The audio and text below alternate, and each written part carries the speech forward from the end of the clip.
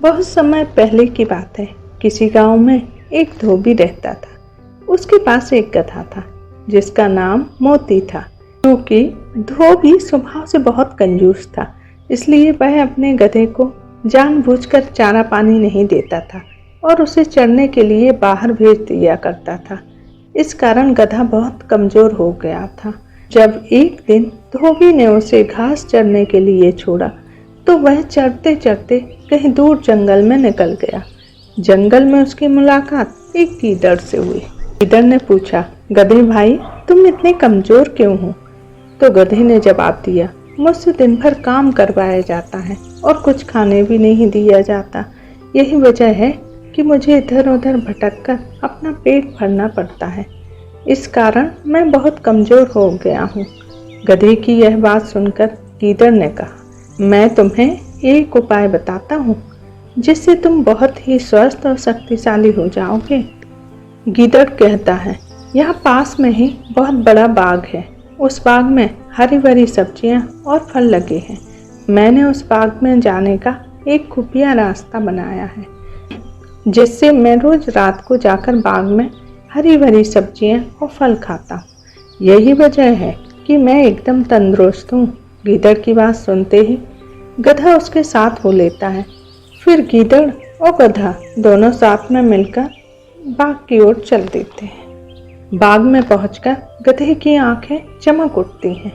इतने सारे फल और सब्जियां देखकर गधा अपने आप को रोक नहीं पाता और बिना देर किए अपनी भूख मिटाने के लिए रसीले फल और सब्जियों का आनंद लेने लगता है। गीदड़ और गधा जी भर के खाने के बाद उसी बाग में सो जाते हैं। अगले दिन सुबह सूरज निकलने से पहले गीदड़ उठ जाता है और फौरन बाग से निकलने को कहता है। गधा बिना सवाल किए गीदड़ की बात मान लेता है। वहां से दोनों रवाना हो जाते हैं। फिर वो दोनों रोज उसी जगह मिलते हैं। इसी तरह बाग में जाके हरी भरी सब्जियां और फल खाते हैं। धीरे धीरे समय बीतता गया। गधा तंदुरुस्त हो गया। रोज भरपेट भोजन खाकर गधे के बाल चमकने लगे थे। उसकी चाल में सुधार हो गया था। एक दिन गधा खूब खाकर मस्त हो गया, जमीन पर लौटने लगा। तभी गीदड़ ने पूछा, गधे भाई, तुम्हारी तबीयत तो ठीक है ना? तो गधा कहता है, आज मैं बहुत खुश हूँ और मेरा गाना गाने का मन कर रहा है। गधे की बात सुनकर गीदड़ घबराया, बोला, ना गधे भाई, यह काम भूल के मत करना। भूलो मत, हम चोरी कर रहे हैं। कहीं बाग के मालिक ने तुम्हारा बेसुरा गाना सुन लिया तो यहाँ आ जाएगा तो बड़ी मुसीबत हो जाएगी। भाई, इस गाने वाने के चक्कर को छोड़ो। गीदड़ की बात सुनकर गधा बोला, तुम क्या जानो गाना गाने के बारे में?